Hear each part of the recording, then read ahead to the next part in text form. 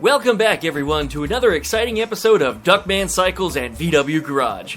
I've been trying to get at least 2 videos up a week demonstrating the progress on my ATVW. Not enough.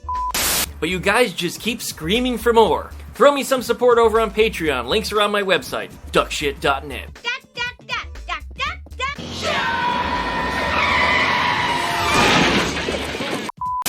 Well, over the last couple days, I didn't get as much done as I wanted to, and that's why this Wednesday's video is coming out a little bit late.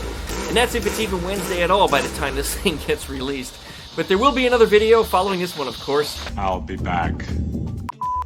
Well, as long as I've had the time, things have been coming along nicely, despite not always the smoothest, but that's typical for most any custom project. From getting this thing assembled, to getting it rolling, to getting it running, to making controls,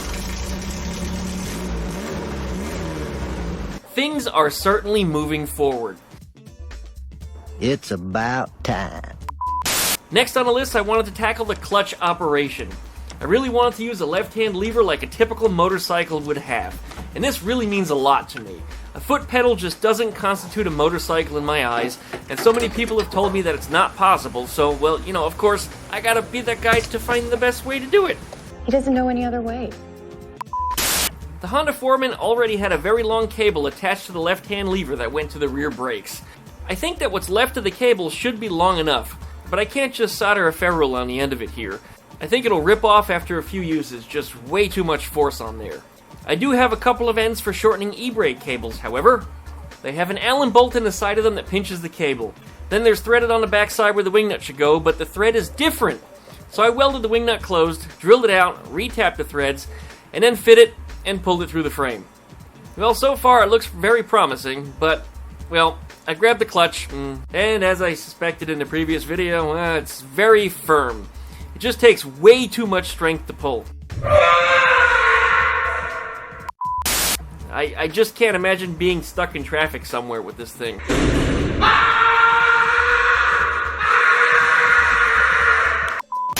Well, it should be okay for a test ride, however, as I do have enough strength and it seems to have enough travel. But this just isn't something that I want to leave on here as is. Some people in previous videos suggested all kinds of pulleys, and levers, and bell cranks, and shafts, and ropes and dongs.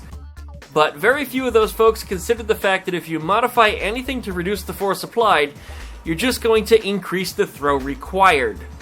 The clutch lever is just so long, folks, and perhaps I can make a longer lever or maybe move the clutch lever mount further down the handlebars and change nothing else. I mean, that might work, or I'll have to consider some other solutions. We'll revisit this in the near future, and I'll see what more I can come up with.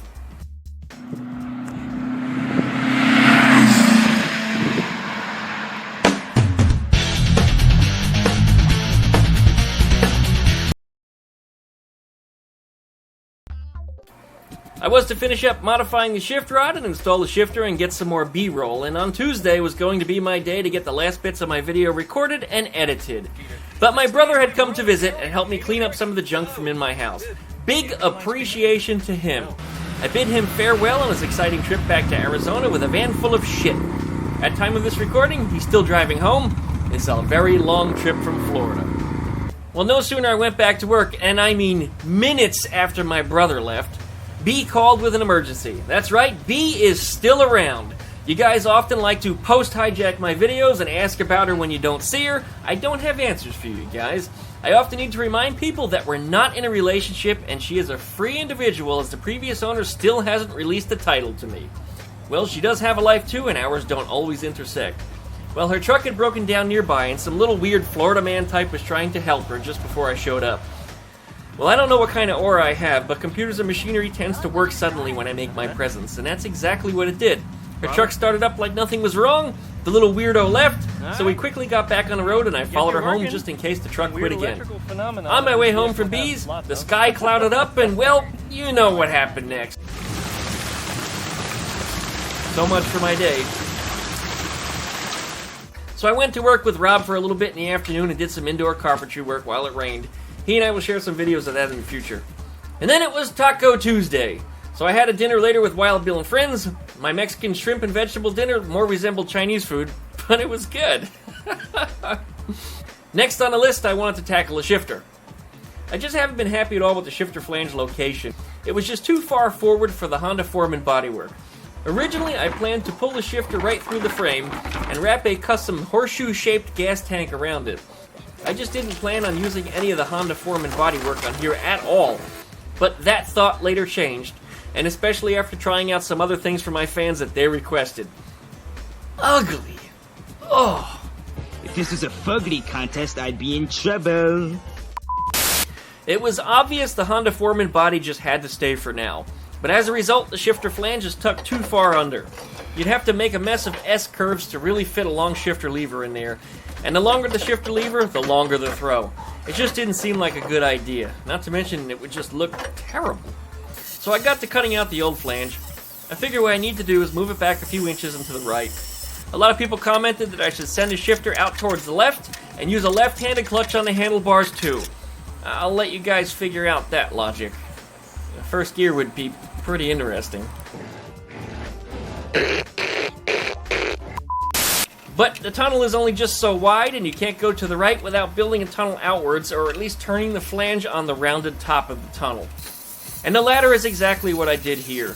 This idea actually originally came to me by a friend and fan, Tim over in Texas. Hey Tim, thanks so much for this idea.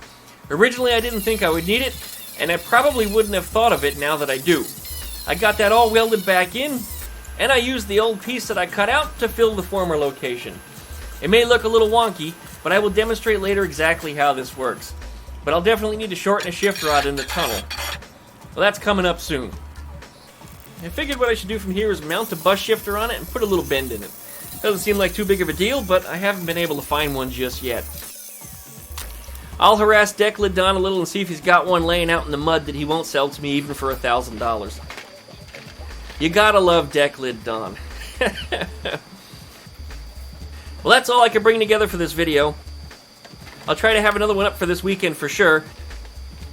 Thank you everyone for watching. Don't forget to licky, likey, comment, and subscribe. Pluck the Dingle Valley to get updates every time I release a new video.